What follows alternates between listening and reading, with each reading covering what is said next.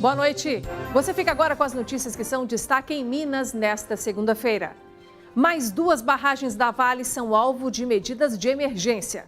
Dengue volta a matar e o estado já registra neste ano um número maior de casos suspeitos que em todo o ano passado. 4 presos fogem de cadeia cavando túnel. Prefeitura de BH é desafiada por moradores e especialistas a provar que projeto vai resolver problema das inundações na região da Avenida Vilarinho, aqui na capital. Consumidores endividados negociam com empresas para limpar nome e voltar a comprar. No futebol, o Atlético confirma a liderança no Campeonato Mineiro, seguido de perto pelo Cruzeiro. E não se esqueça que estamos transmitindo o nosso jornal também ao vivo pelo Facebook e na página da TV Band Minas.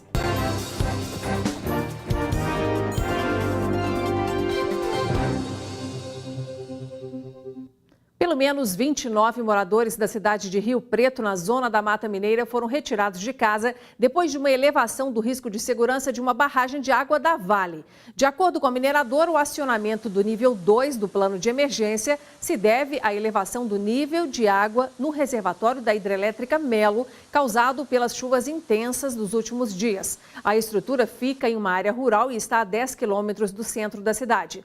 10 propriedades rurais estão na zona de autossalvamento. Por meio de nota, a Vale ressalta que já disponibilizou hospedagem para os moradores, que monitora a situação, mas que ainda não há previsão de retirada de alerta.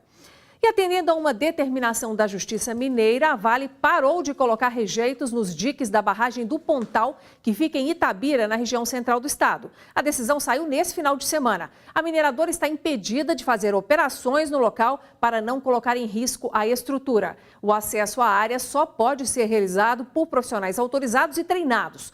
Por meio de nota, a Vale disse que as estruturas dos 2 diques da barragem do Pontal possuem atestado de estabilidade que foi emitido em setembro do ano passado. Moradores do Parque da Cachoeira e também do Córrego do Feijão começaram a receber hoje a ajuda emergencial em dinheiro fornecida pela Vale e acordada com vários órgãos públicos. As famílias cadastradas têm direito de receber durante um ano um salário mínimo por adulto, meio salário mínimo por adolescente e o equivalente a 1/4 de salário mínimo por criança, além de cesta básica. Por enquanto, cerca de 800 moradores estão sendo atendidos. E os números da dengue só crescem aqui no estado. A situação hoje já é comparada à epidemia de 2016, ano de maior incidência de casos em Minas Gerais, com quase 520 mil notificações. Só nos 2 primeiros meses deste ano já há mais casos em análise do que em todo o ano passado. Até o momento, 2 mortes foram confirmadas e outras 18 estão sendo investigadas. Aqui no Jornal Band Minas, você sabe, a gente nunca se cansa de lembrar o papel de cada um de nós para evitar que o mosquito se reproduza. Manchas avermelhadas pelo corpo, dores nas articulações e febre chamaram a atenção de Luiz. O professor não esperou e procurou uma unidade de saúde. Uma semana após realizar exames, veio o diagnóstico: dengue. Comecei a sentir dor de cabeça na segunda-feira, muito fraca. Na terça e na quarta-feira, já estava com uma dor de cabeça mais forte. E na quarta-feira mesmo, à noite, eu já comecei a ter febre, um cansaço no corpo que lembrava muito de gripe, mas você via que não era de gripe. Luiz mora em Betim. A cidade já emitiu um alerta à população sobre o aumento no número de casos da doença. Teve uns 3, 4 funcionários mesmo que tiveram dengue, que pegaram antes de mim, né, tiveram dengue antes de mim e ficaram até mais tempo do que eu, afastado do serviço. O verão é a estação do ano mais propícia para a proliferação da larva do mosquito Aedes aegypti, responsável pela transmissão da dengue. Segundo a Secretaria de Estado de Saúde, de 1º de janeiro a 11 de março deste ano, já foram registradas mais de 44 mil notificações de possíveis casos, mais do que todo o ano de 2018. No período onde nós temos o aumento da temperatura, na cidade e também a presença de chuvas, ou seja, o retorno das águas, nós temos a condição mais favorável para o desenvolvimento e a atividade do mosquito transmissor, o Aedes aegypti. Bruno teve dengue 2 vezes, uma delas em 2016, ano de maior incidência de casos em Minas Gerais, com quase 520 mil notificações, segundo a Secretaria de Estado de Saúde. Diante do número crescente de casos no estado, o jornalista jornalista tem medo de contrair novamente a doença. A gente fica com medo de pegar mais casos de dengue, porque diz que quanto mais reincidente é pior e pode surgir uma dengue hemorrágica. E a gente fica, e no meu caso também, eu fico com medo, a questão dos vizinhos, que a gente nunca sabe quem que está realmente fazendo os cuidados necessários para evitar a dengue. No ano passado, 9 pessoas morreram por complicações no estado de saúde em decorrência da dengue. Neste ano, 2 mortes já foram confirmadas e outras 18 estão sendo investigadas em Minas Gerais.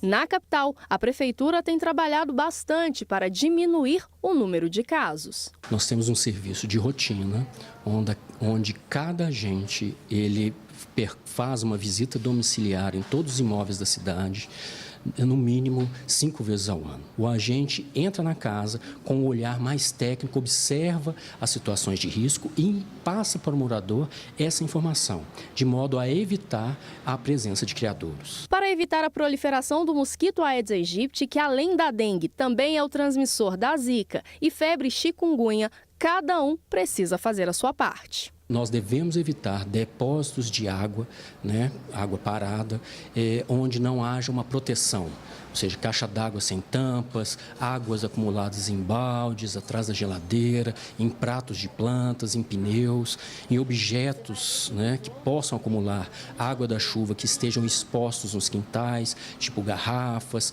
copos de iogurte ou outros materiais inservíveis, e com isso nós vamos limitar ou até interromper o ciclo de vida desse mosquito. Um menino de 13 anos que foi atingido por uma bala perdida durante briga entre gangues aqui em Belo Horizonte segue internado em situação estável. O crime aconteceu ontem à noite no Morro do Papagaio, região centro-sul da capital. De acordo com a PM, as gangues disputavam um ponto de tráfico de drogas. O jovem não estava envolvido, mas foi baleado na perna. Quando a polícia chegou, vários suspeitos foram perseguidos e uma arma foi encontrada. Um helicóptero chegou a ser usado. 4 suspeitos foram presos. A Polícia Civil de Minas já está investigando a tentativa de assassinato de um agente penitenciário quando ele saía de casa para trabalhar. Nós vamos conversar agora com a repórter Luciana Viana, que tem as informações. Boa noite, Luciana. Boa noite, Nácia. Boa noite a todos. Esse crime aconteceu na noite de domingo, no bairro Ribeiro de Abreu, região norte de Belo Horizonte. O agente penitenciário de 29 anos saía de casa para o trabalho quando foi abordado por 2 suspeitos em uma moto que atiraram contra ele. Para tentar se defender, ele atirou contra os suspeitos, mas a arma do agente acabou sendo levada pela dupla. Inácia, mesmo ferido, ele entrou em casa, pediu socorro aos familiares que acionaram o SAMU, que o levou para o Hospital de Pronto-Socorro João 23, onde ele passou por uma cirurgia na cabeça. O estado de saúde dele não foi divulgado. A Polícia Civil já investiga o caso. Até o momento, os 2 suspeitos ainda não foram localizados. Inácia. Tá certo. Obrigada pelas informações, viu, Luciana? E a polícia segue, gente, procurando os 4 presos que fugiram do presídio de Ervalha, na cidade da Zona da Mata. Eles teriam fugido por este buraco que você está vendo aí, que leva a um túnel cavado na rua lateral da cadeia, segundo a Secretaria de Estado de Segurança Pública. Os fugitivos têm entre 25 e 33 anos. Os detalhes da fuga ocorrida no sábado ainda estão sendo apurados. Choveu forte hoje à tarde em Belo Horizonte e isso sempre acende aquela luz de alerta para quem circula pela região da Avenida Vilarinho. É que o local é um ponto conhecido de inundações. 3 mortes aconteceram lá no ano passado. No final de 2018, a Prefeitura da capital apresentou um resumo de medidas que serão tomadas para resolver o problema. Entre elas, construção de túneis para desviar a água excedente do córrego Vilarinho e uma bacia para retenção de água da chuva. O investimento previsto é de 300 milhões de reais. A população não concorda com as medidas e especialistas também não. Nas portas, avisos de aluga-se. Realidade difícil na Avenida Vilarinho, resultado de anos de inundações. Em novembro do ano passado, as enchentes na região de Venda Nova deixaram 5 mortos. Entre eles, Cristina Pereira, de 40 anos, e sua filha Sofia Pereira, de apenas 6 anos de idade, que morreram juntas, abraçadas, dentro do carro. Para evitar novas tragédias, o prefeito Alexandre Calil anunciou no final do ano passado que obras anti-enchentes seriam realizadas por aqui. No início deste ano, apresentou um projeto com investimento de 330 milhões de reais, mas que vem levantando questionamentos de especialistas. O presidente do movimento Eu Vilarinho esteve na audiência pública realizada na semana passada para a reapresentação do projeto.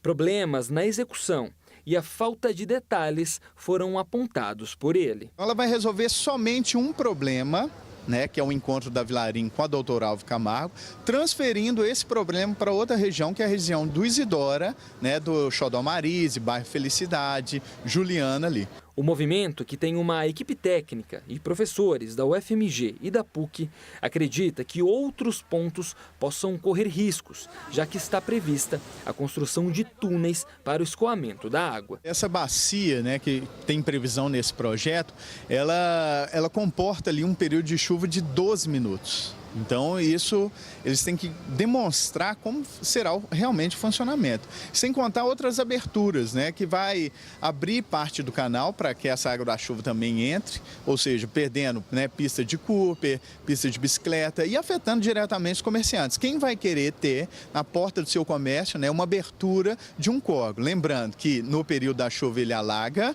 e no período seco, nós temos principalmente a questão do mau cheiro causado pelo esgoto dentro do Vilarinho. A expectativa de quem acompanha a situação de perto, como Marcos Vinícius, é de que a Prefeitura abra um diálogo para ajustes no projeto da SUDECAP, a Superintendência de Desenvolvimento da capital. A gente entende que tem que ter uma melhor discussão para que esse recurso realmente seja efetivo na solução do problema. A gente acha importante e é fundamental que a Prefeitura assuma a sua responsabilidade, mas é interessante também que a gente não deixe de fazer uma discussão profunda para que as soluções não sejam paliativas. Por nota, a SUDECAP informou que detalhes do projeto ainda estão em desenvolvimento.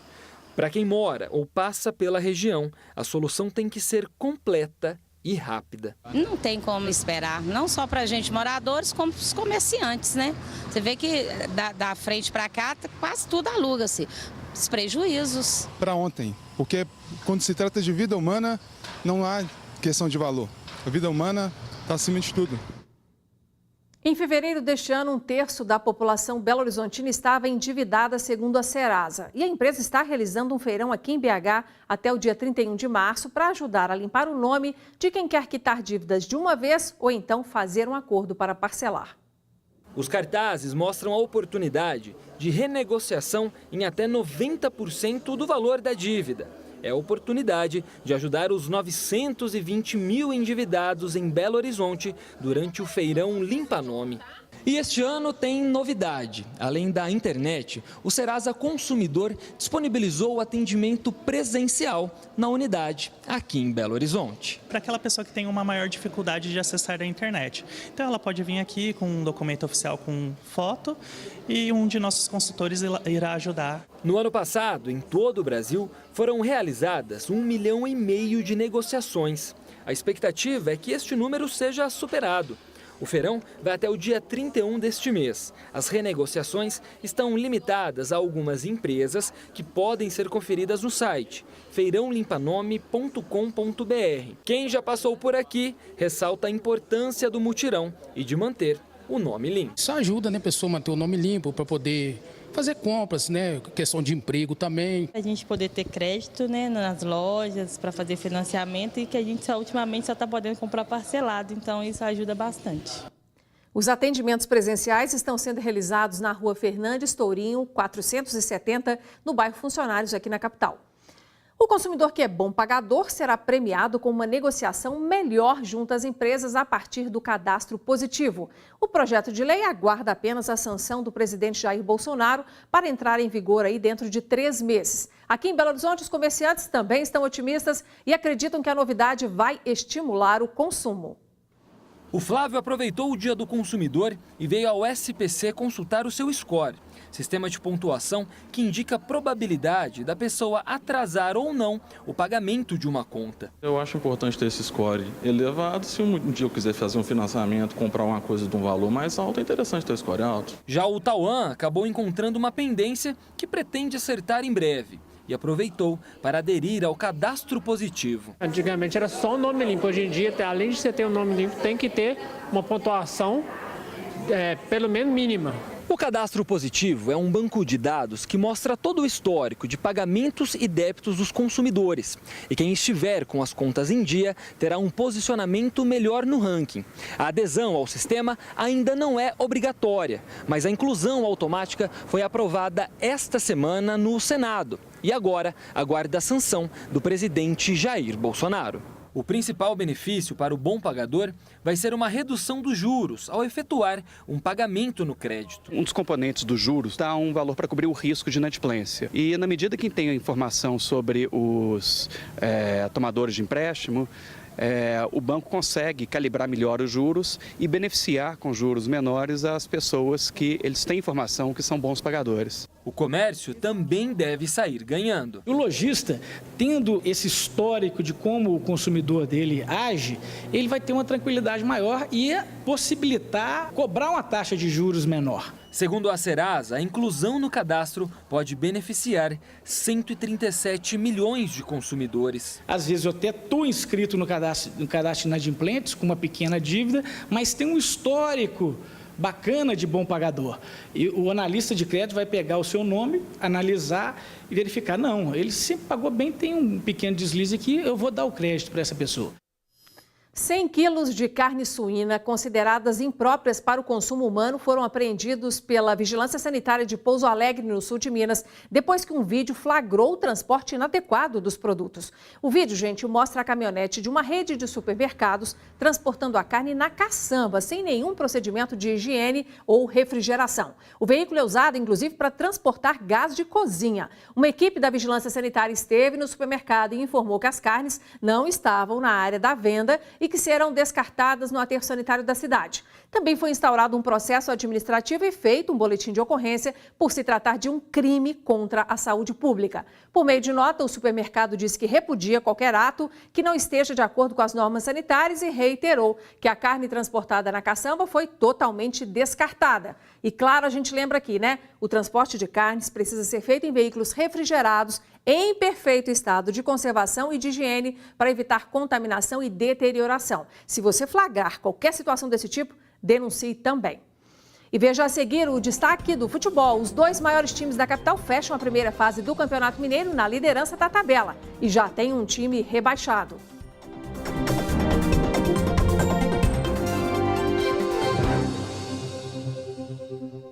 Nós voltamos a falar sobre o projeto criado pela Prefeitura de Belo Horizonte para resolver o problema das inundações na Avenida Vilarinho. A Sudecap discorda dos moradores de que não é uma solução boa técnica e garante que os 300 milhões de reais estimados para o custo do projeto serão bem aplicados. A população de Belo Horizonte pode ficar despreocupada, porque não estou pegando a água do lado de cá e jogando do lado de lá para dar problema. A população pode ficar despreocupada que nós estamos fazendo todos os estudos necessários para que o impacto tenha do lado de lá não tenha nenhuma cheia do lado de lá. Tirar a cheia do lado de Vilarinho e jogar para o Isidoro. Nós não vamos fazer isso. Mesmo porque foi feito um trabalho agora com a mancha de inundação e mostrou claramente que o que nós estamos jogando lá, com a bacia de detenção que nós estamos fazendo, fica claro que a mancha de inundação é basicamente a mesma. Nós não estamos estudando Vilarinho, nós estudamos Belo Horizonte como um todo. Então, todos os estudos hidrológicos, hidráulicos da cidade estão sendo feitos principalmente na região. Então, tudo que é necessário fazer, nós estamos fazendo, não tenha dúvida. Nós não podemos pular nenhuma etapa. O trabalho que nós estamos fazendo é um trabalho muito claro, muito claro. Agora, a questão de custar 300 milhões de reais, isso é orçamento, a gente tem uma planilha para ser seguida. A gente faz uma estimativa de preço. Em cima disso, vai ser feita uma RDC integrada, com a concorrência pública. Futebol. O Atlético venceu o América nesse domingo no Mineirão e manteve a liderança na fase classificatória do Campeonato Mineiro. 2 gols foram do novato Alejandro. Os titulares do Atlético encararam o América no jogo dos líderes do Campeonato Mineiro. O goleiro Fernando Leal teve que se esticar todo para evitar o que seria um golaço do zagueiro Igor Rabelo. Após a cobrança do escanteio, não teve jeito. Luan acertou o travessão e Hever aproveitou o rebote para cabecear para o gol livre e abrir o placar. O América empatou o jogo também após um escanteio. A bola sobrou para Felipe Azevedo, que chutou sem chances para Vitor. No segundo tempo, o jovem meia Mateuzinho cometeu uma falta dura em Casares e recebeu o cartão vermelho direto. Com um jogador a mais, o Atlético foi para cima. Luan aproveitou o chute de Fábio Santos e deixou Alejandro livre para recolocar o Galo na frente do placar. O América foi valente e arrancou o empate nesta cabeçada fulminante de Paulão. Na base do abafa, o Atlético chegou à vitória. Depois de um bombardeio ao gol de Fernando Leal, Alejandro completou para o fundo da rede. Foi o 7º gol do artilheiro do Campeonato Mineiro.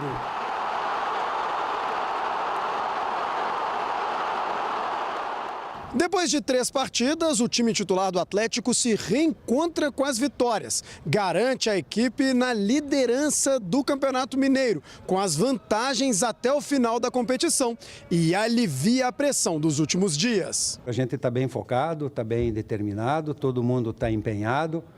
Pode eventualmente um jogador ou outro não estar no dia, mas isso também faz parte do futebol.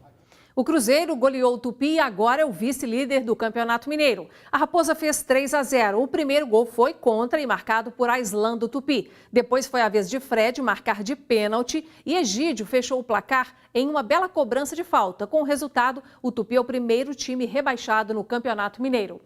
Todos os dias, produtos e serviços inovadores são lançados, entre eles ideias que pareciam impossíveis de serem realizadas. Quem faz essa reflexão é o professor de física mais famoso do Brasil. Hoje é dia de Pachecão. Meus queridos, sempre digo que se alguém dentre nós acredita que algo é impossível, provavelmente esse alguém está enganado. O grande físico e inventor Nikola Tesla, considerado pai da eletricidade comercial, foi um gênio da inovação e também um visionário. Ele anteviu algo que no início do século passado parecia apenas o sonho de um louco que acabou se tornando realidade. Em 1909, ele concedeu uma entrevista no New York Times, na qual profetizava as comunicações sem fio. Um conceito de ficção científica para a tecnologia da época, mas que hoje tem seu expoente nos celulares de última geração. Ele disse: em breve será possível que um executivo em Nova York dê instruções e essas apareçam escritas instantaneamente em Londres ou em qualquer outro lugar do planeta. Este homem, meus queridos, poderá fazer ligações a partir do seu escritório e falar com qualquer pessoa no planeta que tenha um telefone. Só será necessário usar um instrumento, não muito caro, nem maior do que um relógio, que permitirá que seu portador ouça em qualquer lugar uma música, o discurso de um líder político, o sermão de uma personalidade religiosa importante, a conferência de um cientista com espectadores disseminados pelo mundo inteiro. Meus irmãozinhos, quando algo se apresenta para nós como impossível, é porque estamos sendo convocados a demonstrar o oposto. E aí, meu irmão, qual é mesmo o sonho que te parece impossível? Tudo aquilo que se pode imaginar será realidade um dia. Acredite nisso. Ninguém pode com a cabeça humana. Somos ferozes. Falou legal? É isso aí. Bye, bye. A Polícia Federal pediu à Advocacia Geral da União que proponha um recurso contra a decisão do Tribunal Regional Federal que suspende as investigações contra Zanoni Manuel Júnior, advogado do agressor confesso do presidente Jair Bolsonaro, Adélio Bispo. Em dezembro do ano passado, a Polícia Federal cumpriu 2 mandados de busca e apreensão em endereços ligados a Zanoni para apurar um possível envolvimento do advogado no atentado. Entretanto, no último dia 28, o TRF mandou suspender as apurações sobre esta suposta participação. Agora, a Polícia Federal pede que a investigação continue. Em nota, a Advocacia Geral afirmou que foi intimada no processo e que pode apresentar uma manifestação no prazo legal. O advogado Zanoni Júnior disse que entende o pedido da Polícia Federal, já que se trata de um atentado contra o presidente da República, mas ressaltou que Adélio agiu sozinho e não acredita aí que exista algum mandante. No próximo bloco, você verá aqui um sobrevivente da tragédia de Brumadinho que se viu cercado pela lama e está comemorando uma nova conquista.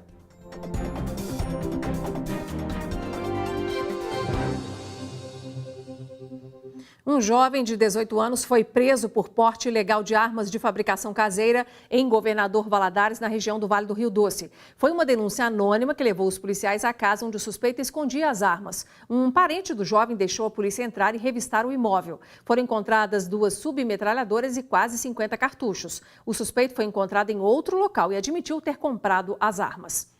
Superar um baita desafio que incluía risco de morte ou realizar uma meta que exigiu muita disciplina. Uma única pessoa passou por essas duas situações. A primeira foi como sobrevivente da tragédia da lama em Brumadinho. E a segunda como formando de uma turma de engenharia ambiental, na qual ele chegava sempre cansado por trabalhar o dia todo e se levantar muito cedo. Gratidão à vida se tornou o lema de Sebastião Gomes. O canudo na mão é a prova da conclusão de mais uma etapa na vida de Sebastião Gomes. O trabalhador, que é um dos sobreviventes da tragédia de Brumadinho, agora é engenheiro ambiental e sanitarista. A cerimônia de colação de grau foi nesse fim de semana e concretizou um sentimento maior que a realização de um sonho. Vitória dupla, né? 2 vezes. Primeiro por ter sobrevivido daquela tragédia, daquela lama. Depois que eu saí da caminhonete, eu lembrei, né, dessa colação de grau minha que seria agora. Nossa, senhor, obrigado, eu vou conseguir, né, fazer minha colação de grau. Sebastião se matriculou no curso em 2011, mas por 2 vezes, em 2013 e 2015, precisou trancar a faculdade por conta de problemas de saúde. Mas foi a persistência que fez com que ele se formasse. Sebastião mora em Betim, na região metropolitana de Belo Horizonte. Saía de casa às 5 da manhã, ia para Vale, em Brumadinho, e trabalhava até o fim da tarde. De lá ia direto para a faculdade, chegando em casa depois da meia-noite. Mas as dificuldades nunca o atrapalharam. Trabalhava na roça, corria atrás de estudo, né? E corri, eu só tinha a 4ª série, fui a 5ª, 6ª, 7ª, depois a 8ª, depois o 2º grau, depois o EJA, e fiz 4 ENEMs, né? Sebastião sempre teve gosto pelos estudos. Agora, depois de se formar, o trabalhador já prepara um livro. Mas a obra literária não será sobre a engenharia. Tudo que eu passei ali naquele dia e algumas colocações especiais também, né? Que aí é surpresa. E é só depois que ele estiver pronto mesmo. Só depois do lançamento? Só depois do lançamento. Sebastião estava trabalhando dentro da mina Córrego do Feijão no dia 25 de janeiro, quando a barragem se rompeu. Ele e um colega de trabalho estavam numa caminhonete e conseguiram se salvar. Há quase 2 meses da tragédia, as buscas em Brumadinho não param. Até o momento, foram confirmadas 206 mortes e 102 pessoas continuam desaparecidas. Comemorar a vida e ser grato é sempre muito importante e vale a pena, né? Ficamos por aqui com as notícias de hoje, mas amanhã estaremos de volta. Até lá e boa noite.